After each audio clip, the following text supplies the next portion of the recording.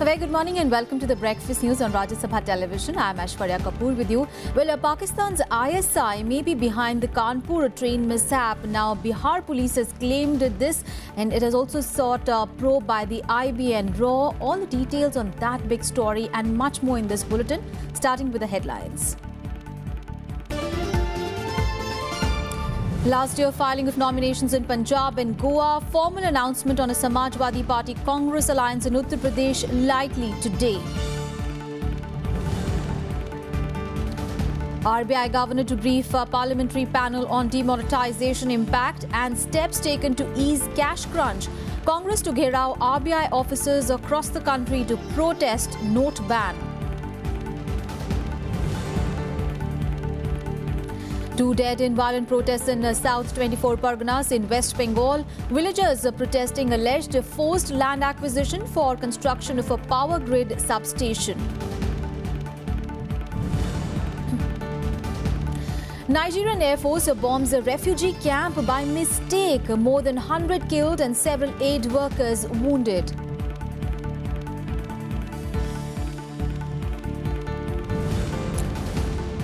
And Barack Obama commutes the sentence of Chelsea Manning serving 35 years for biggest breach of classified materials in US history. Republicans call the decision outrageous.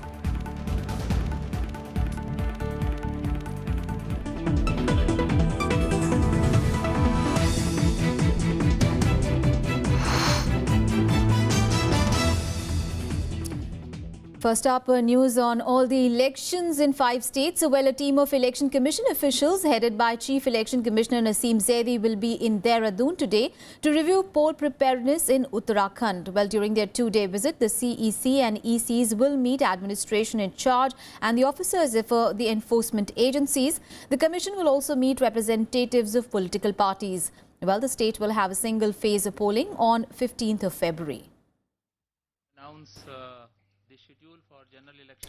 On to news from Uttar Pradesh. Well, a formal announcement on a Samajwadi Party Congress alliance in the state is likely today. Now, Chief Minister Akhilesh Yadav and Congress in charge of Uttar Pradesh, Ghulam Nabi Azad, confirmed that the alliance is in the offing on Tuesday.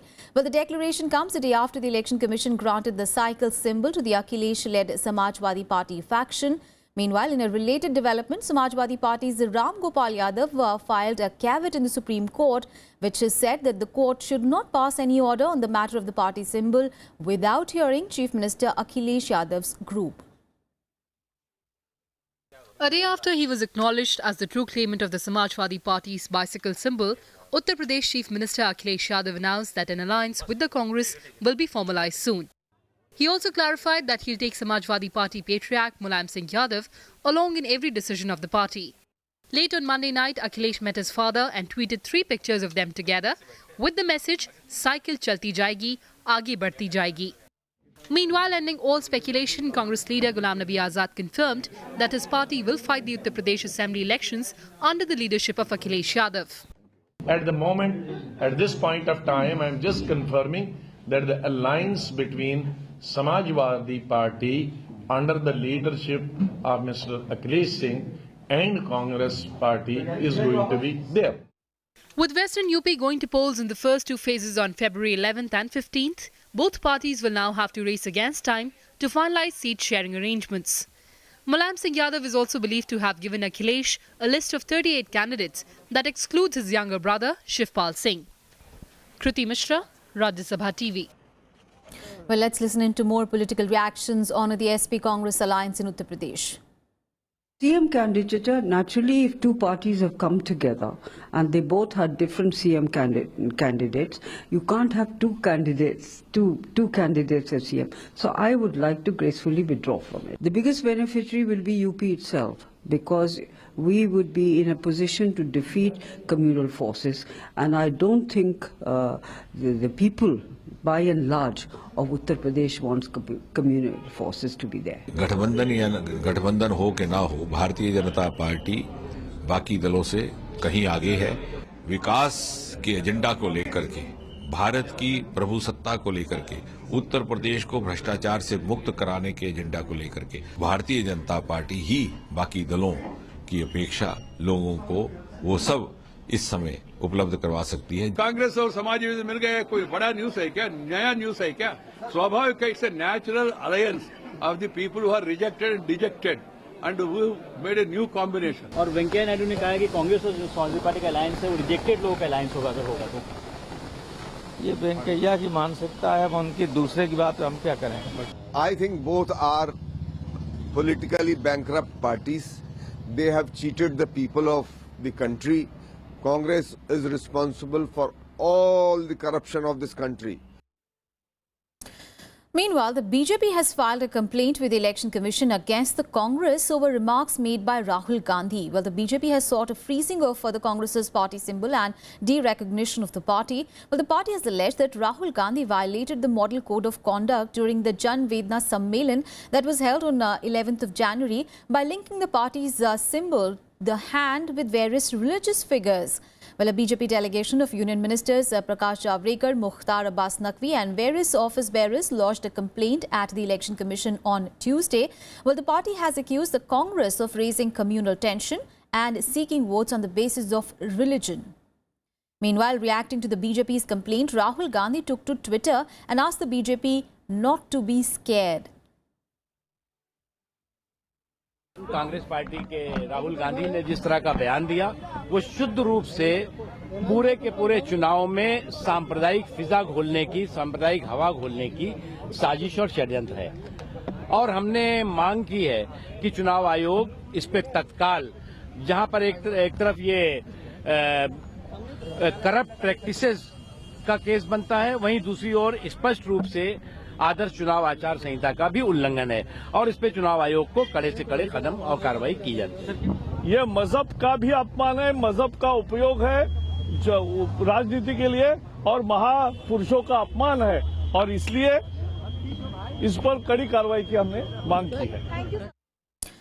On to news from poll-bound Punjab now. Well, the Congress chief of the state, Amrinder Singh, was among the 573 candidates who filed nominations on the penultimate day of filing papers for the state assembly elections on Tuesday. Well, he filed his papers from the Patiala Assembly constituency, and today he will be filing the nominations from Lambi, where he has taken on a direct fight with the Chief Minister Prakash Singh Badal. Well, Amrinder Singh said that it will be his last election. Well, the latest entrant to the Congress, Navjot Singh Sidhu, also kick-started his campaign for the Congress party from Amritsar. He will file his nominations from Amritsar East today. For Punjab will include a high-stakes tussle for the Lambi constituency, where the Congress party chief is putting himself up against Chief Minister Prakash Singh Badal. Captain Amrinder Singh is calling it his last election and says he is confident of beating Badal on his home turf. मैं इथों सियासी जीवन अपना शुरू किया सी और इथों ही खत्म करूंगा। मेरी लास्ट इलेक्शन है, उत्थे मैं उहदे बंदा बनाना है उन्होंने, बस इन्ना फर्क है। वो जेड़ा बंदे ने लुट लिया पंजाब, जेड़े बंदे ने तबाह करता पंजाब, उन्हां नूं सबक सिखाना पਊ। The former Punjab Chief Minister is also fighting from the Patiala constituency, where he is up against the former Army Chief General J.J. Singh, who is contesting on a Shiromani Akali Dal ticket. Asked about who is the chief ministerial face of his party, Amrinder Singh says the Congress president will decide the issue. Sir, तुसी CM candidate हैगे मतलब as a I don't know. That is Congress president का decision. I am actually sometimes very surprised. We have had Field Marshal Karyappa, we have had Field General Sharinagesh as our chiefs, we have had General Timaya as our chief, Field Marshal Manekshaw, फिर आगे J.J. Singh थे। कित्थे जा रही है फौज साडी, कित्थे जा रहा है मुल्क? I grew up here. My roots are here. My ancestors came here. My maternal parents' house is still here, which is my permanent residence, as I've given in my books. And therefore, he says, I have nothing to do with this place. I think he doesn't know anything of Patiala himself. How long has he spent? He studied in Doon School and other schools outside. He did not stay in Patiala. He also has stayed more outside in Delhi and other places, Dubai, London and other places than here. So he has no right to say that I don't know much about Patiala. New Congress entrant Navjot Singh Sidhu also kick-started his campaign with a roadshow in Amritsar. The former BJP MP once again attacked the ruling party and the Badal family. पीरां दी इस पवित्र धरती ते सच हक ते धर्म दी स्थापना करनी है, दुष्टां दा विनाश करना है।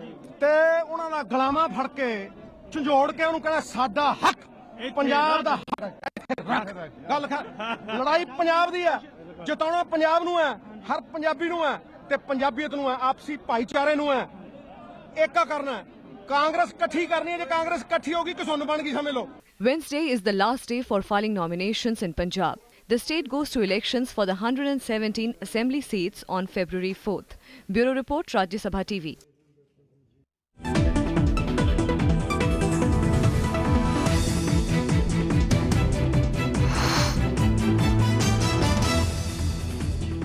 That was our special segment on elections, and right now we'll take a very short break. We'll be back with more news. Stay with us.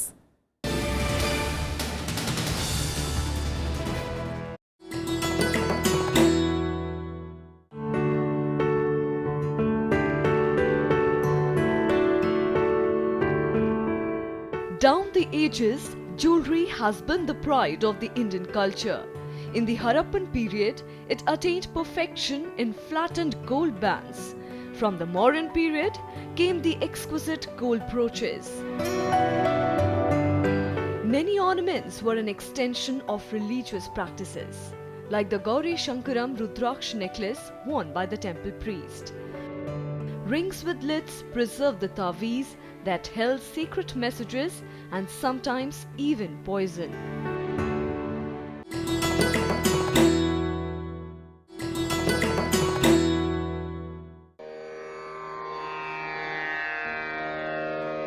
The sacred relics of Buddha were unearthed in Piprava in Uttar Pradesh.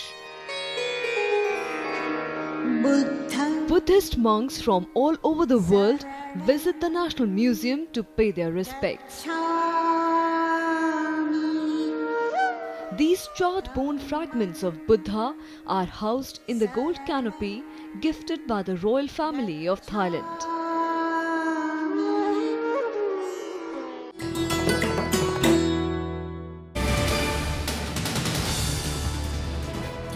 Welcome back. News on demonetization now. Well, RBI Governor Urjit Patel will brief a parliamentary panel on demonetization today.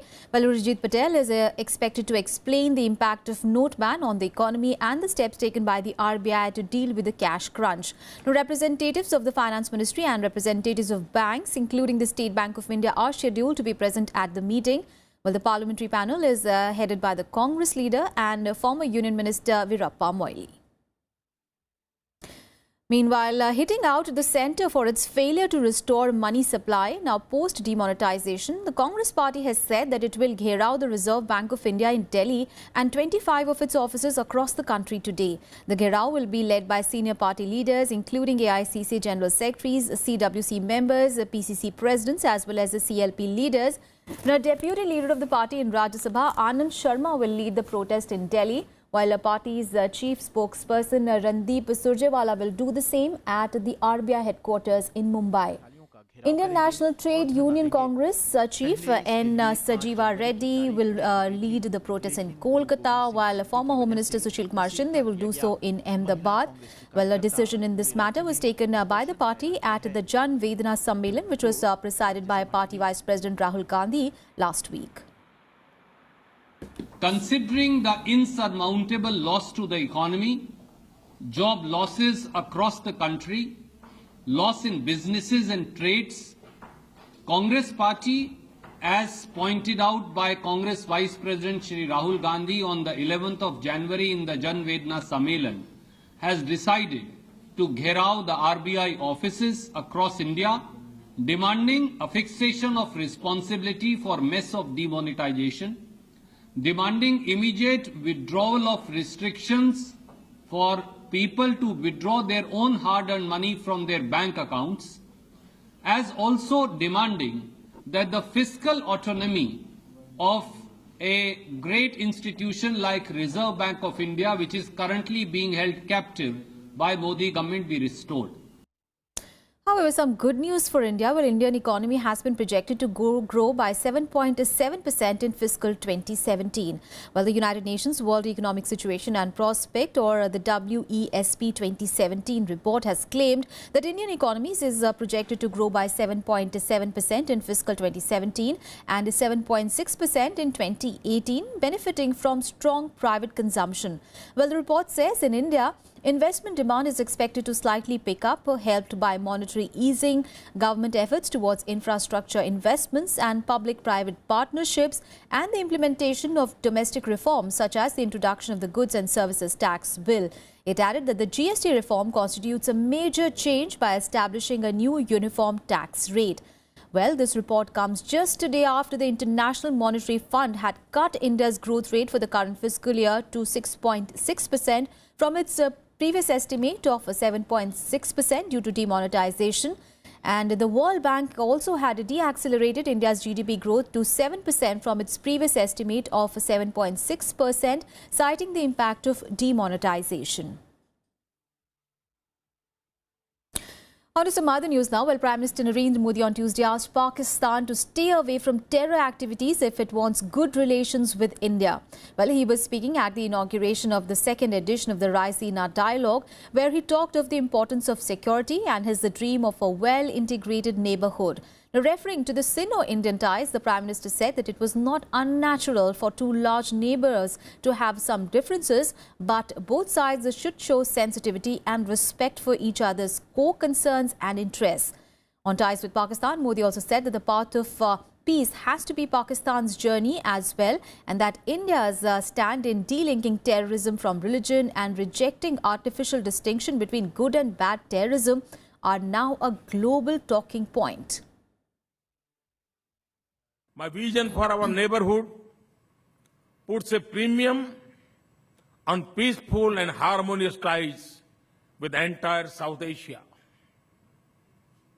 That vision had led me to invite leaders of all SAARC nations, including Pakistan, for my swearing in. For this vision, I had also traveled to Lahore. But India alone cannot walk the path of peace. It also has to be Pakistan's journey to make. Pakistan must walk away from terror if it wants to work towards dialogue with India. News from West Bengal now. Well, 2 people have been killed in alleged firing by the police in the South 24 Parganas district of West Bengal. Well, clashes broke out between police and villagers who were opposing the construction of a power grid substation in the Bhagor area of the district. Now, villagers blocked roads and damaged police vehicles, alleging that their land was being forcibly acquired for construction of the substation. Now, police lathi charged and used tear gas to disperse the crowd, but denied firing at the protesters. Earlier, Chief Minister Mamata Banerjee declared that the project has been stopped. She tweeted saying that no land will be acquired if people do not want to give it away. She also added that the proposed power grid will be relocated if required. Well, the TMC later removed the tweet and said that it should be ignored. Meanwhile, the role of Pakistan's ISI in the recent train disaster in Kanpur is now being suspected. Well, this comes after the Bihar police arrested 3 people who claimed that they were working for the Pakistani intelligence agency to target Indian railways. Remember, 150 people were killed and dozens were injured during the 20th of November train disaster.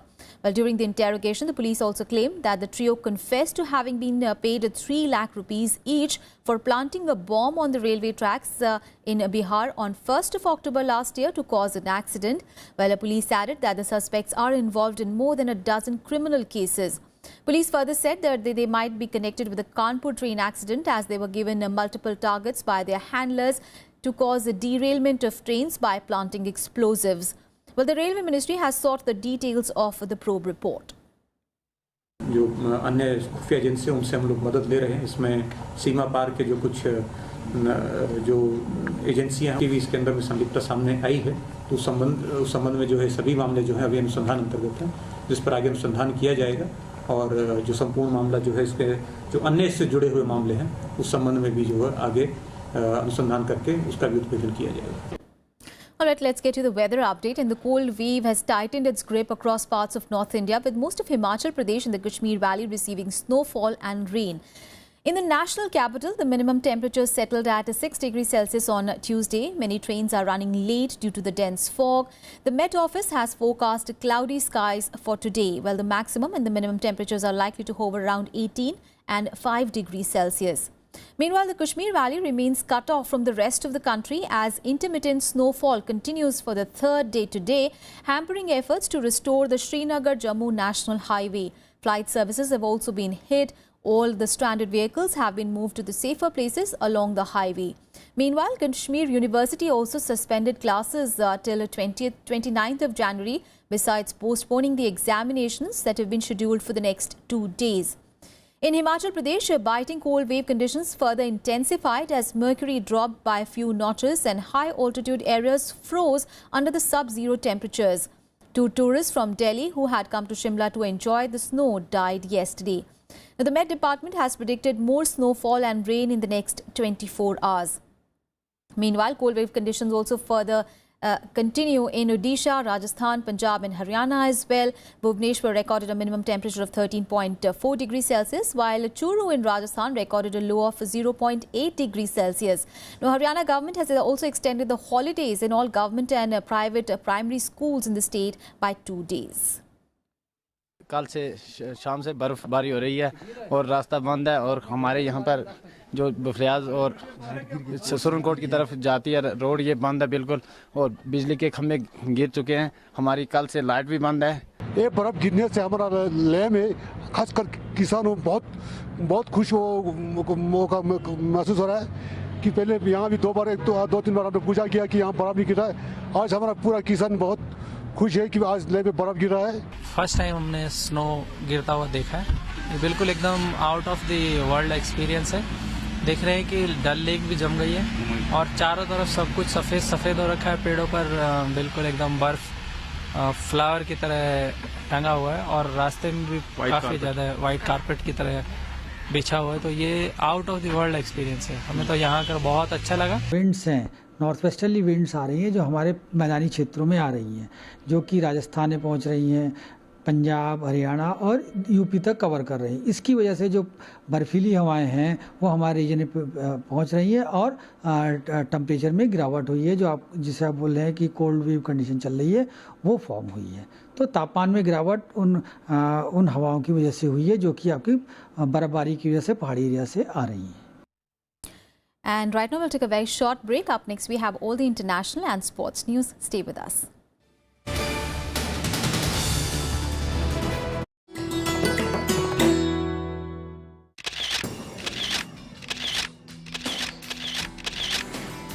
The splendid, grand and massive neo-Buddhist copper dome of the Rashtrapati Bhavan.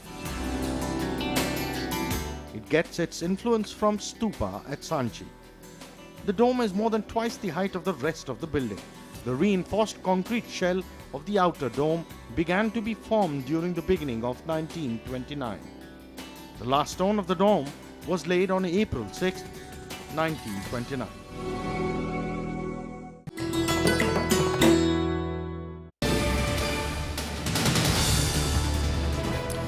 Well, thanks for staying with us. Well, any mistake by any military can be catastrophic. On Tuesday, the Nigerian Air Force, on a mission against Boko Haram extremists, mistakenly bombarded a refugee camp in northeastern Borno state. At least 100 people, including aid workers, are among those killed.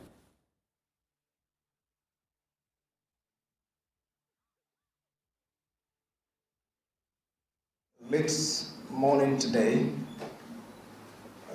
we received reports of the gathering of Boko Haram terrorists around somewhere in Kalabaghe local government area of Borno State. We got the coordinates and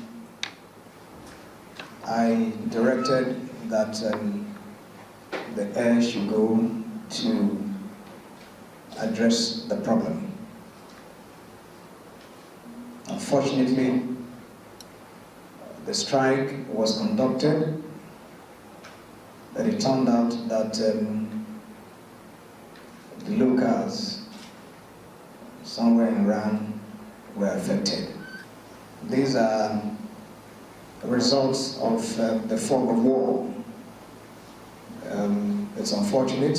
We are speaking about a location that was really hard to reach, where people for more than 6 months could not access basic already assistance, where population was really in a very bad situation with also extremely severe acute malnutrition on spots.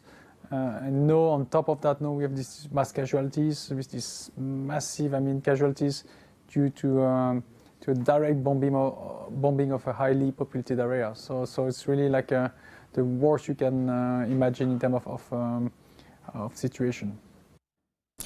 News from the US now, and President Barack Obama has commuted the sentence of former military intelligence analyst Chelsea Manning. Now, she was behind the biggest breach of classified materials in US history. Now, Manning was convicted of stealing and disseminating 750,000 pages of documents and videos to WikiLeaks, while the material which WikiLeaks published in 2010 included a classified video of a US helicopter attacking civilians and journalists in Iraq in 2007.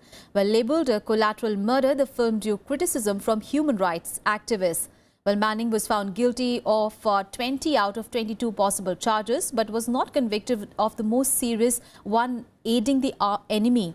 She was sentenced to serve 35 years in prison in 2013. But her attorney argued that her sentence exceeded international legal norms and that she has twice attempted suicide. Well, with the presidential commutation, the 29-year-old transgender Manning will now be freed on 17th of May. While WikiLeaks welcomed Obama's decision on social media, Republican Senator John McCain said that the president's decision was a grave mistake. House Speaker Paul Ryan also called the decision as outrageous. No, Obama has now granted more commutations than any president in the nation's history. And British Prime Minister Theresa May has set out 12 negotiating objectives for Brexit. Well, in her address at the Lancaster House to senior officials working on Brexit and representatives from around the world, May said that the UK will be leaving the EU single market within 2 years. She, however, added that the implementation of the deal will be phased to avoid a cliff edge. She also revealed that talks on new trade deals with countries like India are in the works. She added that the UK would pursue a fresh tariff-free trade agreement with the EU. Her 12 objectives broadly covered the aspects of certainty, control over own laws, strengthening the union, maintaining the common travel area with Ireland, control of immigration, among others. Well, that's all in this edition of news. Thanks for watching. Have a great day.